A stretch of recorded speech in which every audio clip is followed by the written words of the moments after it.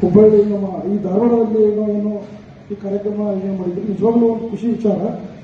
ಈ ಹಲವಾರು ಈ ಸಮಸ್ಯೆಗಳು ಮತ್ತೆ ನಮ್ಮ ಸಾರಿಗೆ ನೌಕರರು ಇರುವಂತಹ ಜ್ವಲಂತ ಸಮಸ್ಯೆಗಳ ಬಗ್ಗೆ ನಮ್ಮ ಎಲ್ಲ ವೆಲ್ಕಮ್ ಇರುವಂತಹ ಎಲ್ಲ ನಮ್ಮ ಮುಖಂಡರುಗಳು ಏನು ಸವಿಸ್ತಾರವಾಗಿ ತಿಳಿಸಿದರು.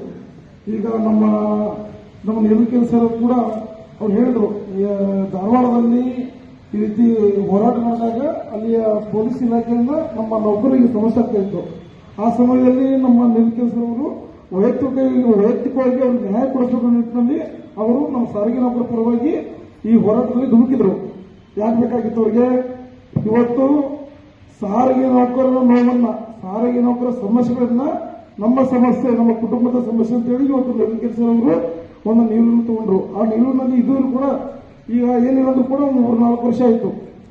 ಸತತವಾಗಿ ಹೋರಾಟದಲ್ಲಿ ಅವರು ಪಾಲ್ಗೊಂಡು ಅವರ ಒಂದು ಬಿಸಿನೆಸ್ ಗಳಲ್ಲಿ ಕೂಡ ನಮ್ಮ ಸಾರಿಗೆ ನೌಕರ ಪರವಾಗಿ ಸಮಯವನ್ನು ಕೊಟ್ಟು ಸಾರಿಗೆ ನೌಕರ ಎಲ್ಲ ಹೋರಾಟಗಳು ಕೂಡ ಅಲ್ಲಿ ಪಾಲ್ಗೊಳ್ಳಾಗಿ ಕೆಲಸ ಮಾಡ್ತಾ ಇದ್ದಾರೆ.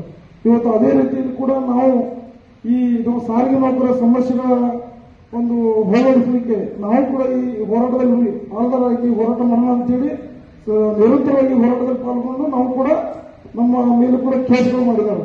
ನಾವು ಕೇಸಲ್ಲಿ ಕೂಡ ನಿರಂತರವಾಗಿ ನಾವು ಕೇಸಲ್ಲಿ ಈ ಸಾರಿಗೆ ನೌಕರ ಈ ದುರಾಡಳಿತ ಹಾಗೂ ಈ ಸರ್ಕಾರದ ಒಂದು ಸಾರಿಗೆ ನೌಕರ ಮೇಲೆ ಇರ್ತಕ್ಕಂತಹ ಒಂದು ಸಮಸ್ಯೆಗಳು, ಕಿರುಕುಳ, ದೌರ್ಜನ್ಯ ಇದರಲ್ಲೂ ಕೂಡ ಸಾರಿಗೆ ನೌಕರ ಏನು ನೋವಿದೆ ಅದು ನೋವು ನಮ್ಮದು ಅಂತ ಹೇಳಿ ನಾವು ಹೋರಾಟದಲ್ಲಿ ಬಾಯಿದ್ವಿ.